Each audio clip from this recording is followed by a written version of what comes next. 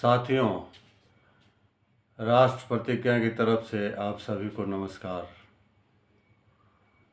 मैं अपने पिछले एपिसोड में आपको ये बताया था कि बिहार की राजधानी पटना के पास गोविंदपुर गांव में वक्फ बोर्ड वालों ने क्या किया वहां के हिंदुओं के साथ। 30 दिन का नोटिस दिया घर खाली करने के लिए, जहां 95% पॉपुलेशन हिंदूज का है, अबाउट 5% पॉपुलेशन मुस्लिम का है।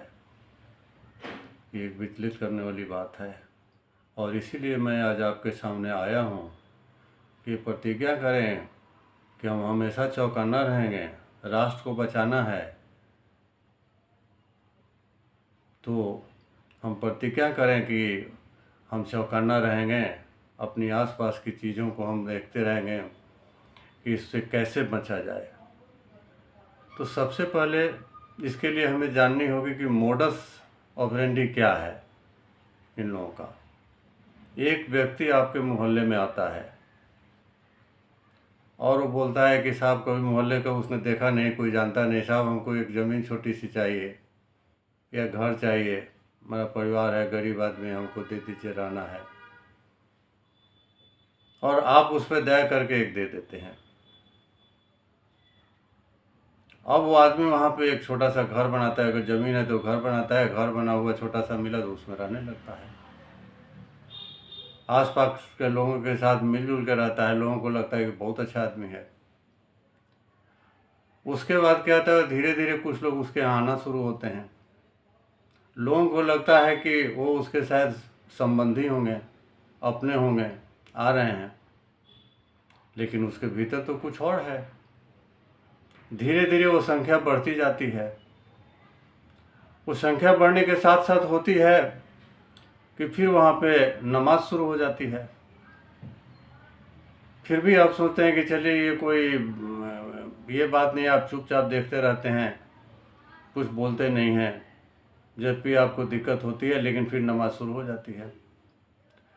कुछ दिन के बाद ये आती है कि अब ये एक दूसरा आदमी आ जाता है, वो आदमी चला जाता है, दूसरा आदमी आता है, फिर वहाँ पर वो बोलता है ये तो मस्जिद है, और उसमें फिर वक्फ बोर्ड आ जाता है, बोला ये मस्जिद है तो ये वक्फ बोर्ड की ज़मीन है। और वो धीरे धीरे वहाँ पर पॉपुलेशन बढ़ना शुरू हो जाता है।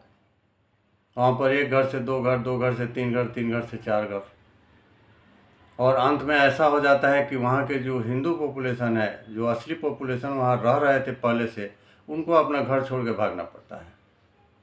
ये आप देख चुके हैं, शिमला में संजौली में जो हुआ है, वहाँ पे मंडी में जो हो रहा है, बिलासपुर में जो हो रहा है, और जगहों पे कई जगह हो रही है।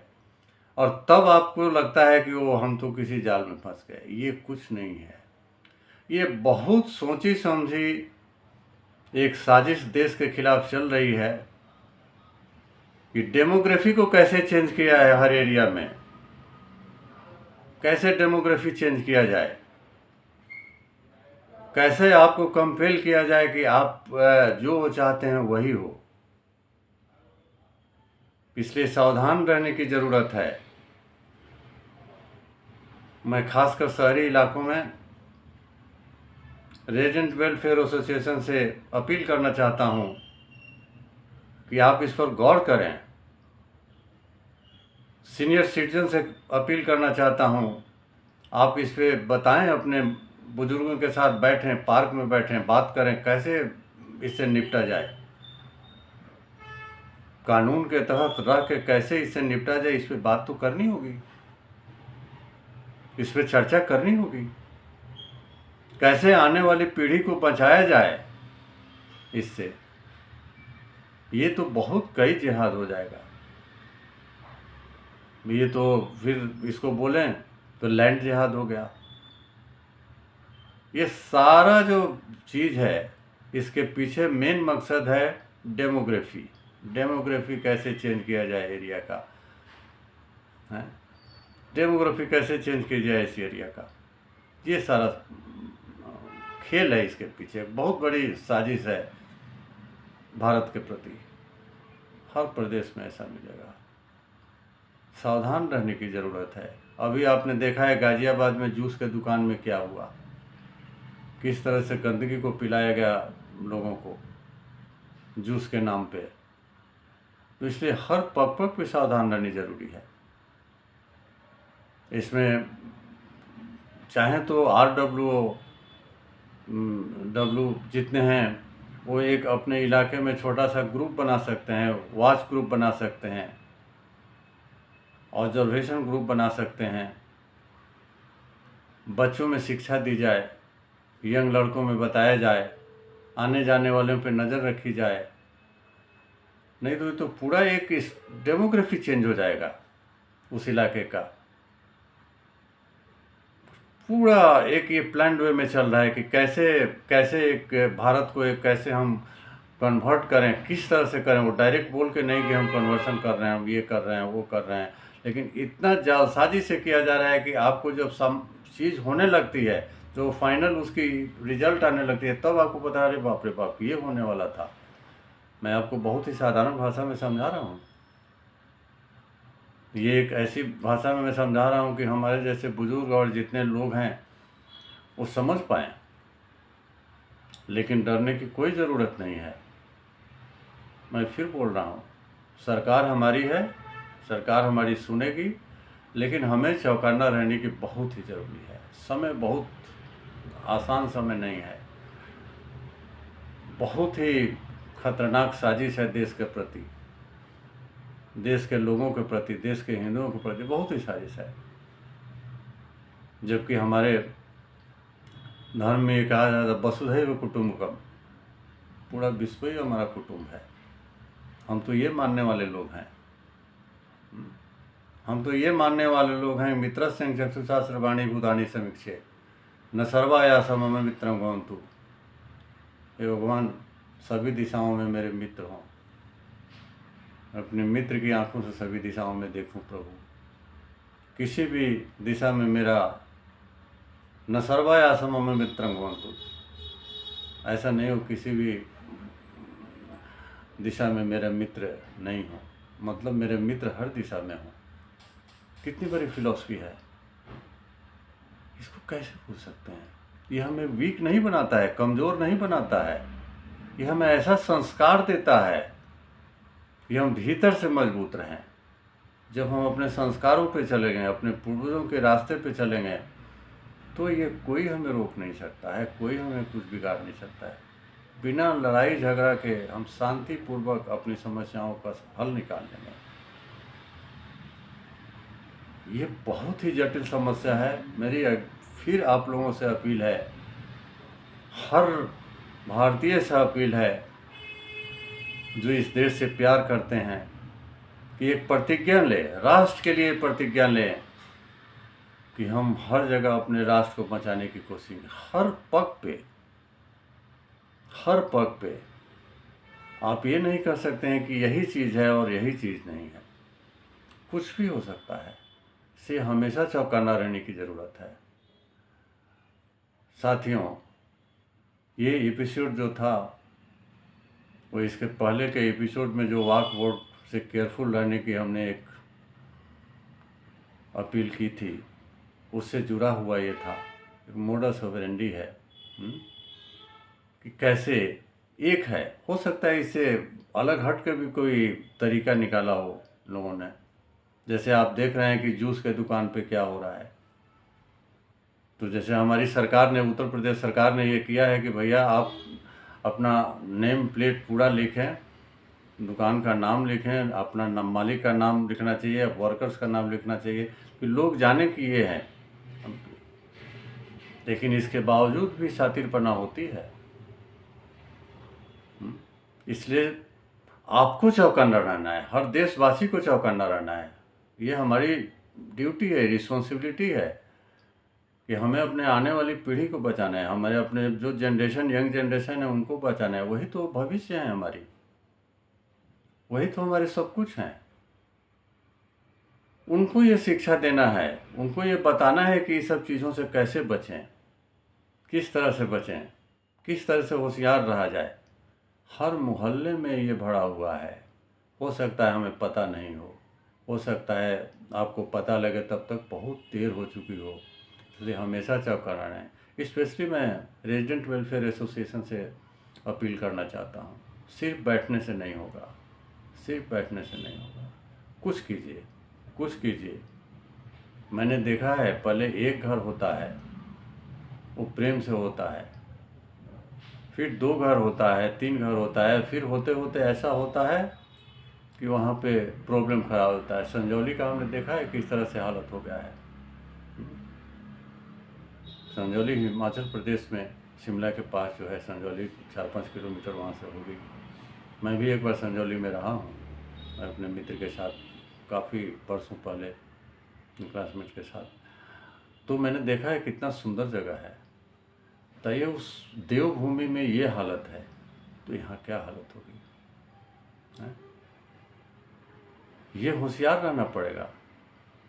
हमारे साधु संत, हम लोग पहले साधु संत पे ये करते थे, हमारे संस्कार में है कि जो साधु को देखते थे हम नमस्कार करते थे, साधु के लिए हमारा हर कुछ बिछा रहता था, सेवा करते थे। लेकिन अभी साधु के भेष में कुछ लोग ऐसे घूम रहे हैं भेड़िए, जो हमारे संस्कृति को, हमारे धर्म को नापाक करना चाहते हैं। इससे भी हमें सावधान रहना है, इससे भी सावधान रहना है। जो हमारे फल मूल बेच रहे हैं उन लोगों को भी देखना पड़ेगा कि हम ऐसा नहीं करें जिससे कि कोई प्रॉब्लम खड़ा हो, कोई समस्या खड़ी हो। और हमारे दर्शकों से मैं ये कहना चाहता हूँ कि आप यहाँ पे भी चौकन्ना रहें। गाज़ियाबाद में जो अभी हुआ है, जो कल की घटना गाज़ियाबाद में जो हुई है, जो जूस के दुकान पे कैसे क्या हुआ है, जहाँ मूत्र मिला के दिया गया है, हैं? लोगों को बेवकूफ़ बनाया जा रहा था। नवरात्रा आने वाली है, उस समय भी हो सकता है इससे ज़्यादा भी कुछ होता। तो ये हमें होशियार रहने की ज़रूरत है। मैं एक बहुत साधारण भाषा में, मैं बहुत बड़ा विद्वान नहीं हूँ, मैं कोई बहुत बड़ा ज्ञाता नहीं हूँ, लेकिन मेरे दिल में जो बात आई, मैं सोचा मैं अपने साथियों के सामने रख दूँ, मैं अपने देशवासियों के सामने रख दूँ। और हम, जैसा कि पहले मैंने कहा है, कुछ भी करें,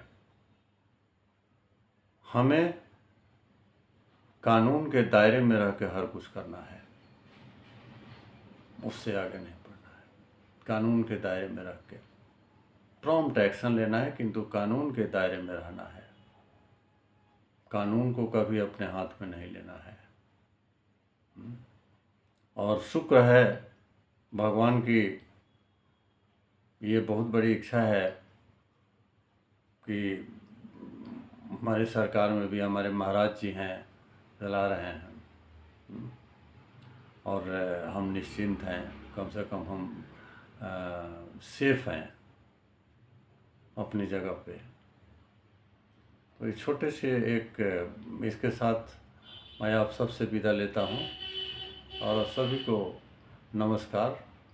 मेरी अपील पे ध्यान देंगे, मेरी आपसे प्रार्थना है, क्योंकि हमें हर हालत में अपने कल्चर को बचाना है, अपनी रहन सहन को, अपने ट्रेडिशंस को बचाना है, हर कुछ को बचाना है, लेकिन एक दायरे में रह के। बहुत डिफिकल्ट समय है, बहुत डिफिकल्ट समय है, और अपने बच्चों को भी शिक्षा देना है।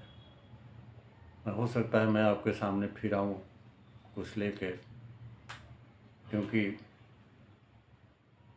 जिस बात को हम कहना चाहते हैं उसके पहले हम कुछ आपको बताना चाहते हैं पूरी, जिससे कि आप अपने मन में बना लें कि हमें ये करना है, ये सोचना है। इसलिए मैं धीरे धीरे कर रहा हूँ, शॉर्ट वीडियोज़ आपको बना के आपके सामने पेश कर रहा हूँ। और आपसे निवेदन है कि आप इसे देखें, सोचें, अपने परिवार में बात करें, बच्चों के साथ बात करें, दोस्तों के साथ बात करें, और बताएं। अगर कोई सुझाव है तो हमें बताएं, नहीं उस मुताबिक हम लोग चलेंगे। और आप हमें बुला भी सकते हैं, आप जहाँ चाहें बुला सकते हैं, मैं आ सकता हूँ। फिर हम लोग बात करें, हम लोग सोचें क्या करना है, कैसे हम अपने देश को बचाएं, ये प्रतिज्ञा लेनी है। इसीलिए हमने अपने चैनल का नाम चेंज करके राष्ट्र प्रथम से राष्ट्र प्रतिज्ञा कर दिया कि जब हम प्रतिज्ञा लेंगे कि हमारा राष्ट्र प्रथम हो, तभी हमारा राष्ट्र प्रथम रहेगा। प्रथम है, रहेगा, कोई इसको मिटा नहीं सकता है। लेकिन इसके लिए हमें प्रतिज्ञा करनी होगी कि हम कहाँ खड़े हैं, हमारी आने वाली पीढ़ी को क्या करना है। हम अपने संस्कारों को, हम अपने ट्रेडिशंस को, हम अपने रिलीजियस राइट्स को, हम अपने सेक्रेड प्लेसेस को, पवित्र प्लेसेस को कैसे सुरक्षित रखें, क्या करना है। बहुत बड़ी समस्या है, लेकिन इसे आप ही को निपटना है। आपकी जिम्मेदारी है। सरकार आपके साथ है, लेकिन इसके बावजूद भी आपको निपटना है। इसी के साथ मैं आज का ये एपिसोड यहीं ख़त्म करता हूँ और फिर आपसे मुलाकात होगी। तब तक के लिए धन्यवाद।